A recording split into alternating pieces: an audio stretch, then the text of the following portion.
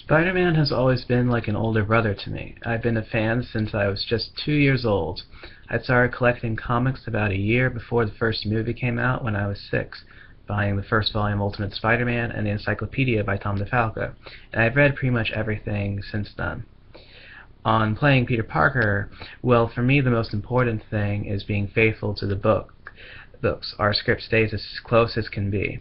I can't say that there's any specific writer's portrayal of Peter that I'm trying to emulate, because I think that every writer and fan has a different take on the character, and only Mary Jane and possibly Tom DeFalco really know him. I'm not by any definition a professional actor, but rereading my collection and buying more issues of satellite titles, however, have really helped me develop a more nuanced picture of the character that you will see on screen. For example, I've been able to give some thought on how Peter's status as an orphan affected him, something the recent films have been exploring.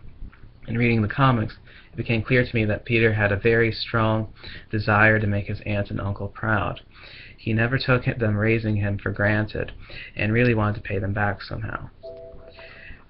He probably felt that his parents had left because of him for some reason. Although Peter hardly remembers his parents, his memories and opinions of them have subtle differences. They did have secrets, not just being S.H.I.E.L.D. agents. If we ever get to it, these will rock Peter to his very core. I think that one of the things that made Peter feel so bad when his uncle was killed was that he didn't have the chance to show him what he had become. When you read Parallel Lives, Uncle Ben notices the changes in him, and he has several opportunities to tell them that he is Spider-Man, but he keeps chickening out. We're also going to see why he kept silent afterwards. I have a more positive view of Peter before he became a hero than many fans, but I do acknowledge the selfishness and arrogance he manifested for some time, even after he became a hero, and this will be shown. I'm of the school of thought that Peter's character was good all along, and that the negative traits we saw in Amazing Fantasy number 15 were because the more good-natured, witty, sociable, and assertive side of his nature were largely suppressed, only directed at his family because of his outcast status.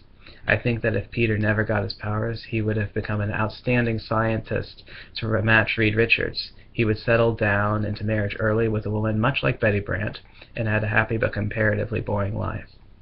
I don't think any of us can really say what it would have been like if he had never needed to atone for his uncle's death, but I believe it would resemble the Peter we know and love a bit more than the one reference point we have in House of M.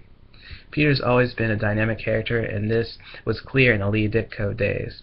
It will be nice to capture the transition of Peter's personality from episode to episode. I always get a kick out of it when I think of Aunt May trying to set me up on one of those blind dates with the Watson girl, and me dodging it one way or another. My friend, local musician Forrest Jones, is going to play as Flash Thompson. He is nearly as much of a Spider-Man fan as me and obsessed with Venom. Our relationship is going to be a bit more complicated than your standard high school affair. What am I excited about doing? Well, there's a lot to look forward to in the script. There's the classic boxing scene between me and Flash, and there's first encounters with a number of villains. But I'm quite enthused about covering some of the touching story Parallel Lives, and an episode which features Spider-Girl.